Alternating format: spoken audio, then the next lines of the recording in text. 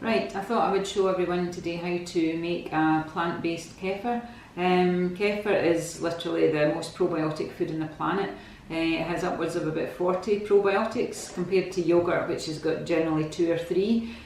So you can make kefir, what you need is milk kefir grains. So you either have to buy them, there's a company called happykombucha.co.uk, you can get them online, or you can ask anybody who is making milk kefir to give you some grains, because the grains grow and they multiply, so you can ask someone for them. Kefir tastes like a slightly sour, slightly tart kind of milk. The ones you can buy in the shops, kefir, but it tends to always have sugar added to it, and it's actually, kefir is one of the most easy things to make yourself at home. So I've got some here which has been just sitting. This is just 500 ml of soy milk with a tablespoon of milk kefir grains, and it's been sitting just at room temperature for around 24 hours, and just till it thickens up a wee bit. So what I've got a wee hat on it. If you're going to do it at room temperature, then cover it over just with a wee cloth. If you want to slow the process down, what you can do is you can just put your grains in your kefir, in your soy milk, in a jar, put a lid on it, and if I was going to do that and put it in the fridge, you need to put on an actual lid, not a cloth one. So an actual lid if you want to do that, and that will just slow it down. But generally speaking, it will kefir faster if it's warmer, so it tends to go fast in the summer, it takes a wee bit longer in the winter. But I'm just going to pour this through to let you see. So this has been sitting for about 24 hours, and this is just my soy milk. So you can see it's a nice sort of thick pouring consistency. So what you want to do when it's finished is you pour it through a plastic sieve, and you catch the grains in the sieve. I'll just pour all of that out, so you can see it's not thin like milk, it's actually quite nice and thick. What you do is just make sure you've got all of it out, because some of the wee grains are still in there, and I'll show you what the grains look like. And again, that you just have to give it a wee push through, and then what you can do is you can see that's the wee milk kefir grains. Now you can see they look a wee bit like mini cauliflowers. So all you do once you've got it sieved through into your jug, you put your grains back in your jar, and then what you do is you add some more soy milk to start the process again. What I then do is, what I have here in my jug, this is really lovely thick, it's almost like a pouring yoghurt. What I do to flavour it, I don't add sugar at all. What I do is I add a strip of lemon peel. I buy organic lemons, and what I do is I just peel them all and take all the white pith off, and just put it in the freezer in a wee bag, and then I can add a piece of organic lemon peel. I put that in my wee jug, and I just pour. You can see how nice and thick that is, and it is absolutely delicious. The lemon gives it a lovely flavour, and it also increases the vitamin content. The lemon peel is really good for the probiotics. It's classed as prebiotic, to be honest, so it's more food. So all you do is you close that over, and then actually you've got your lovely soy kefir, which you can keep in the fridge. The longer you keep it, the more sour it will become. So as I say, if you drink it fresh, it's got a lovely sort of fresh taste, slightly tart, but it's not really sour. The mistake people make is with kefir is that they allow it to ferment for too long. If it totally separates out, that means then it's going to be quite sour, and it's probably over fermented. You can still drink it, but it's not quite as nice. So what I'm going to do now is, to my grains that I put back in my jar, I'm going to add another 500 ml of soy milk, and then I'll start that process again. So if I don't want to have more soya kefir in 24 hours, what I can do is just to put that in the fridge with the lid on, and that will then be ready in about 3 days or so. What happens is also when you put I'm just going to pour this in just now.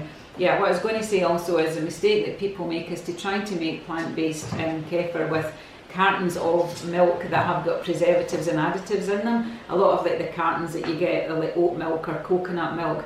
In a carton, they're essentially water, and they've just got additives in them, so they don't work. What I've discovered is if you use soya, you can make fantastic kefir just with soy milk. What you need to do is just to make sure that it's organic soya and there is no additives in it. This is just pure organic soy and water. So this Sojadi is a French make, and also Provimel, which again is just totally organic, so there's nothing in it, because a lot of the other milks that you get have preservatives, emulsifiers that the grains don't like at all. So that's your first thing, is buy quality milk to start with. So, and again, the amounts that you need, roughly I use a tablespoon of milk kefir grains to 500 mils of plant milk. So all I'm going to do is just to pour that back in there and start the whole process again. And again, kefir, as I say, is fantastic for skin health, for gut health. It's got tons of probiotics in them, beneficial bacteria and yeast, and it's way more beneficial than yogurt. So all you do is give that a wee stir.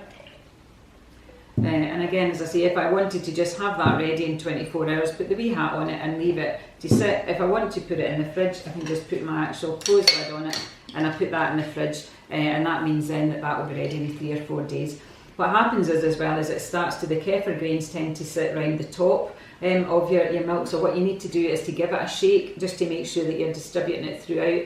Other than that, you'll just get kefir milk at the top and the rest of it's just going to be standard. So you need to give it a wee shake every time you go past it. And again, what you're doing is you're waiting until you can see it slightly thick. So if it still looks like thin milk and it hasn't really done anything, just leave the grains for longer. And again, it just is dependent on the temperature. So kefir is one of the most incredible things to get into your diet. I use soya kefir, it's fantastic on your porridge, overnight oats. You can use it just to pour, if you're doing a smoothie, you can put your kefir in it as well. I do probiotic chocolate with soya kefir, which is gorgeous. If you leave it longer and it becomes a bit sour, it also makes fantastic salad dressing. You can blitz it up with sun-dried tomatoes, garlic, and herbs, and it makes a fantastic dressing. So again, as I say, it'll keep, I'd say, in the fridge for about, I'd say I wouldn't keep it any longer than 7 to 10 days. It just becomes really sour and it'll start to separate out in the fridge. But again, as I say, all you need to do is to get yourself some milk kefir grains, and then make sure you're going to get a decent a soy milk, which works really well.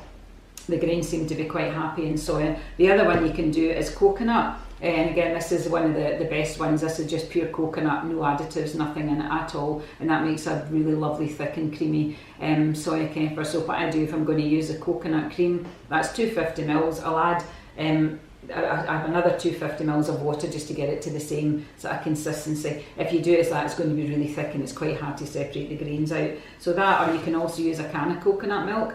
This is the one from Aldi, which is 75% coconut. It has got guar gum in it, which is actually classed as a prebiotic, so that shouldn't damage the grains.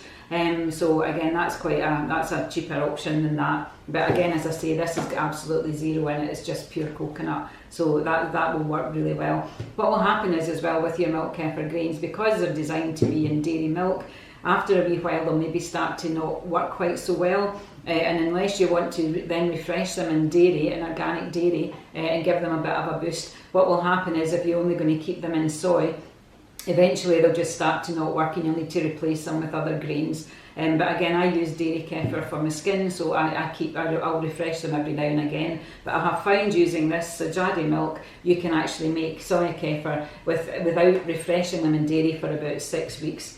So that's what I've discovered so far, and the benefit of that is that this is just pure soy, there's nothing else in it. So just be wary of trying to make kefir with like cartons of plant milk, like oat milk or anything that is mostly water.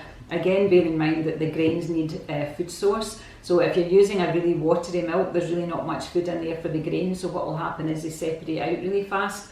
So again, just give it a go. If you've got milk kefir grains, just give it a go. It's really simple. A tablespoon of grains to 500 mils of your plant milk. Make sure it's organic with no additives in it, and just put it in a glass jar. Leave it to ferment. Give it a shake every time you go past. Then you just sieve it out, and then put your grains back in and add more milk and start the process again. And it's as simple as that. So I hope you give that a go. It's incredibly good for your health, and as I say, it is the most probiotic food on the planet.